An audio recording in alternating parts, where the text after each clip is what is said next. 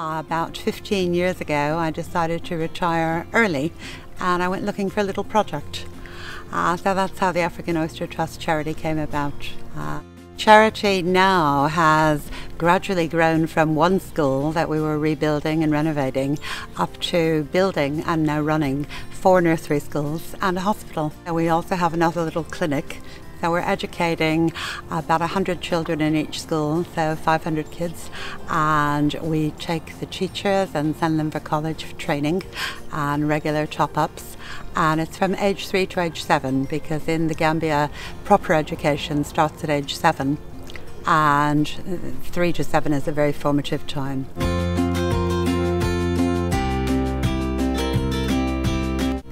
The Gambia, in fact, is the 9th poorest country, well, depending on the table, 8th or 9th in the world. The average income is under $1 a day. The average person who's lucky enough to have a job, and there are few, probably supporting 17 or 18 people. So it would be the widowed sister and the mom and the nieces and the kids and everybody else. So it really is very much hand-to-mouth type existence they're leading.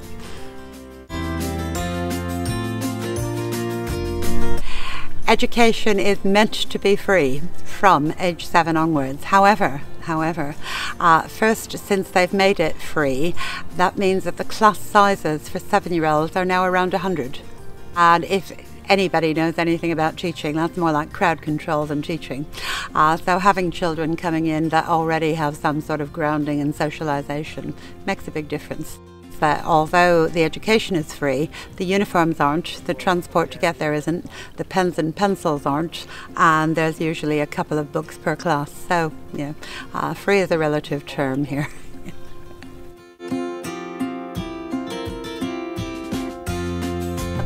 One of the things that we're very pleased with is we have no expenses and overheads.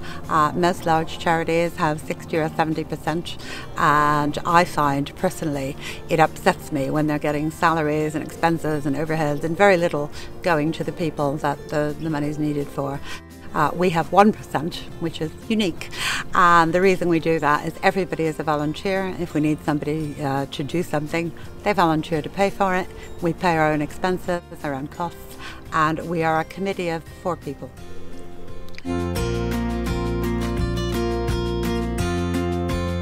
I have now around me children that I can remember as 3-year-olds coming around saying things like, I haven't got a pencil, I can't go to school. We can sort that out. Or I haven't got a candle to be able to read anything. Now they're 18, 19-year-old young men. They've been through school, they've been through catering college, they're getting jobs. They can read and write. So that is remarkable.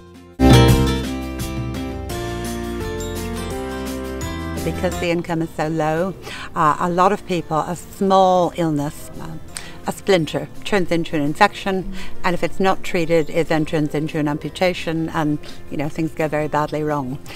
So the number of people that with the health centre we've been able to help, having medicine on the spot, being able to say, well, you don't have to decide between feeding your family and buying antibiotics for the baby, we can sort that one. It's very rewarding.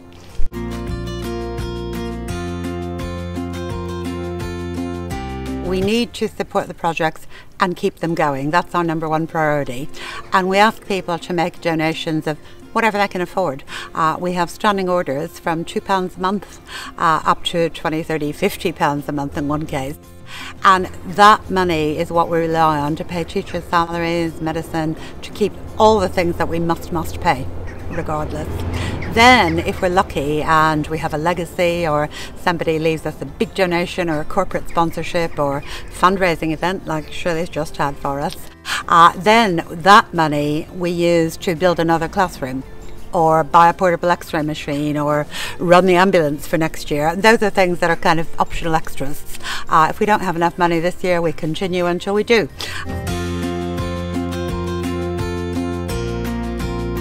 £2 in the Gambia, several pairs of flip-flops which the kids would wear for school shoes, boxes of pencils, probably enough to keep a class going for a month or so, It would pay the water bill for a school for a whole term, and they're having to, to pay to go and collect water.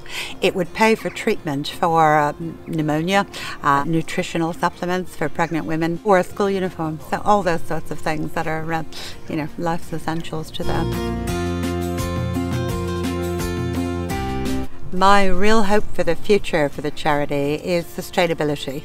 I'm very aware that people have poured money into Africa for years and years. Poverty hasn't really got any better. So what we're trying to do is always to pass on management skills, pass on the ability to keep the project going to Gambians within the team. So each school we're working with a head teacher saying, what would you do should I drop dead? Should the charity run out of funds? How are you going to keep it going? So really making sure that we're providing them with the expertise so that sooner or later they realise that they're going to have to take on more and more of a role and then run these things for themselves.